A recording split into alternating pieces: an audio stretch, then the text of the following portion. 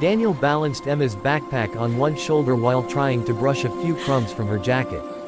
Morning rushes were always the same, messy, chaotic, but theirs.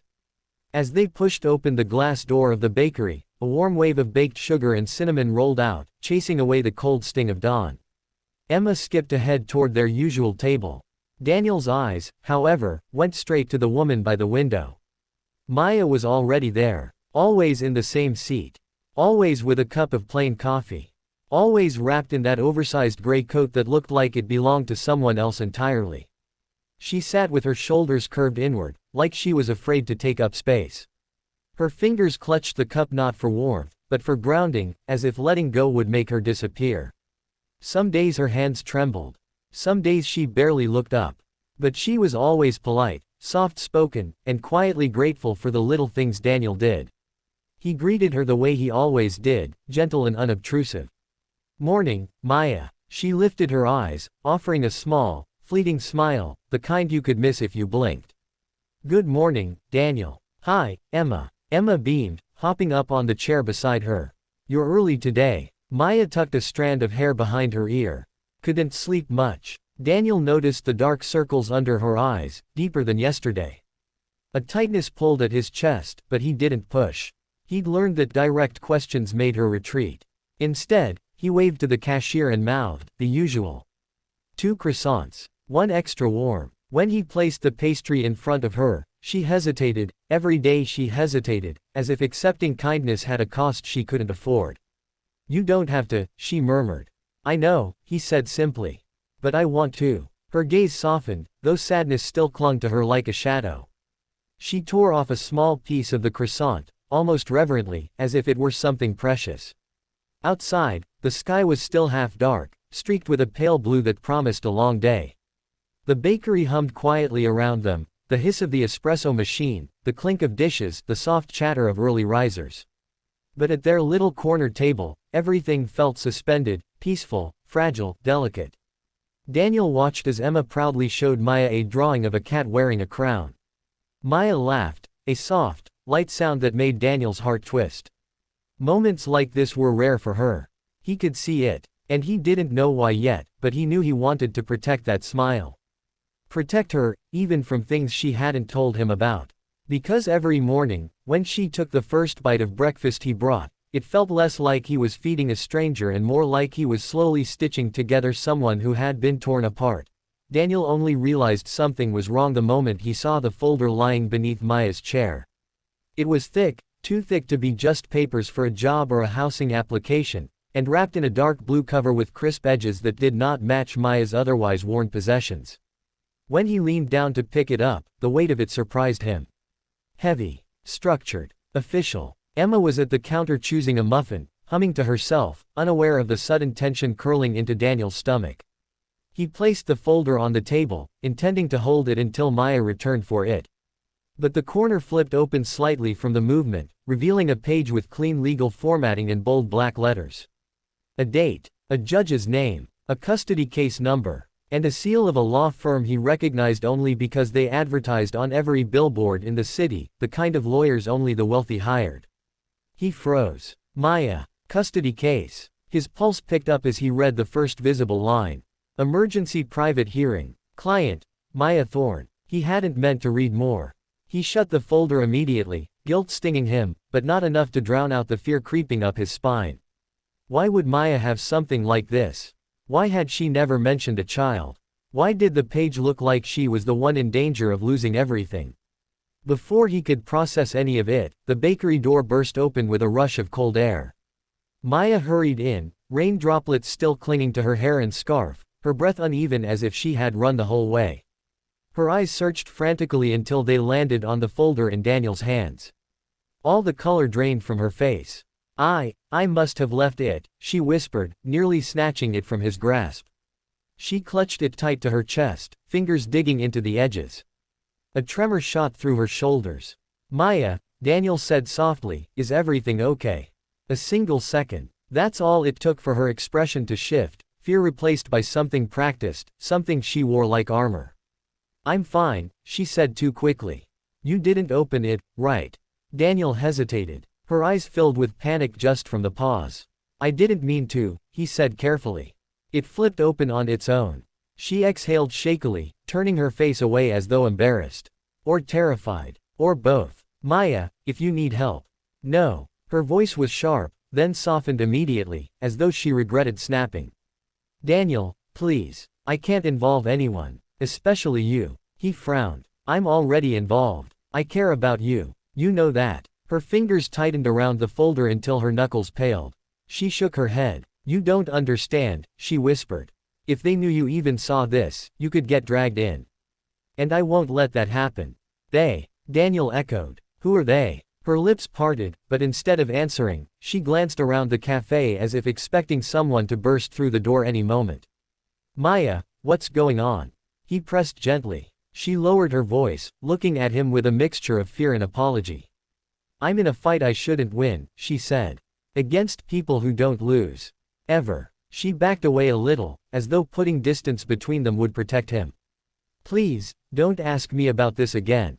Daniel wanted to insist, to tell her he could help, that she didn't have to face whatever this was alone. But she was already stepping back, retreating inside herself like a wounded animal expecting another blow. She held the folder against her chest as if it were her last lifeline. And in her eyes, Daniel saw something he had never seen on her before. Not exhaustion, not sadness, but raw, shaking fear. He knew then that whatever secret she carried was bigger than he imagined, and much, much closer to exploding. The morning was gray and heavy, clouds pressing down on the city like a warning. Maya hadn't shown up at the cafe at the usual time, and Daniel felt a subtle unease gnawing at the edges of his mind. Emma twirled a strand of her hair, sipping her cocoa, but even her innocent chatter couldn't mask the tension that had settled over him. Then the bell above the cafe door rang. Daniel looked up, relief washing over him. There she was. Maya hurried in, scarf damp, eyes darting to the floor. She scanned the room nervously, her coat clutched tightly around her. But the relief was short-lived. The cafe door swung open again, and this time, it wasn't the friendly chime of customers. 4 sharply dressed figures strode in with purpose, their polished shoes clicking against the tiled floor like a drumbeat of authority. The cafe fell into an uneasy silence as their eyes scanned the tables. The tallest of the group, a man with steel gray hair and an expression like carved stone, stopped dead in front of Maya. His gaze pinned her to her chair. Maya Thorne, he announced, voice cold, sharp enough to cut through the warm hum of the cafe. You've ignored our calls. We require your presence immediately. Maya's breath caught. She instinctively shrank back in her chair, fingers gripping the edge of the table. Her coffee cup rattled slightly under the tension, and her eyes flicked toward Daniel as if pleading silently for help. Without thinking, Daniel stepped forward, placing himself between her and the men. She's with me, he said, his voice firm and steady, even though his pulse was racing. Whatever this is, you're not scaring her in my presence. The man with gray hair raised an eyebrow, lips curling into a smirk. Mr. Ross, he said, glancing at Daniel, this woman is involved in a high-stakes legal matter. Protecting her may put you at risk. Maya's voice trembled as she leaned slightly behind Daniel. Please, don't let him get involved, she whispered. It's dangerous. Daniel shook his head slowly. I'm already involved, he replied. And I won't let anyone intimidate her. The attorneys exchanged quick glances, then one of them handed Daniel a sealed envelope, sliding it across the table toward him. Daniel's eyes widened as he saw the official letterhead. His name was printed clearly on the top. A summons. For him. Maya gasped, eyes wide with panic, as if the walls were closing in around them. The 4 lawyers didn't wait for explanations, they turned on their heels and exited as deliberately as they had entered, leaving the room tense and heavy with fear. Daniel looked down at the envelope, feeling the weight of the situation press against his chest. He glanced at Maya, whose hands were shaking as she clutched her coffee cup. We need to talk, he said softly, his voice steady but laced with concern. Now. Outside, the rain had started again, tapping against the windows in an urgent rhythm. But inside the cafe, Daniel knew one thing with absolute certainty. Whatever secret Maya carried, it was about to drag both of them into a world neither had expected. The moment they stepped outside the cafe, the cold rain seemed to wash away the faint warmth the morning had held. Maya pulled her scarf tighter around her neck, her hands trembling as she clutched the folder to her chest. Daniel walked beside her, shielding her from the chill, his mind racing. The envelope in his pocket felt heavier with each step, a tangible reminder that their lives were already entangled. Maya, he said gently, trying to meet her eyes, you need to tell me what's going on. I can't protect you if I don't know what we're up against. She shook her head, fear flashing across her features. You don't understand, it's not just a case. It's him, my ex-husband. He's powerful, dangerous. He'll do anything to get what he wants. Daniel's jaw tightened. I don't care who he is. Nobody threatens you in front of me. Maya looked down at the ground, her voice barely above a whisper. You already are involved, Daniel. That summons, it's for you too. They know you've been helping me. If you step further into this, you could be in real danger. He stopped and looked directly at her. Then I'll be careful. But I won't leave you alone. Not now, not ever.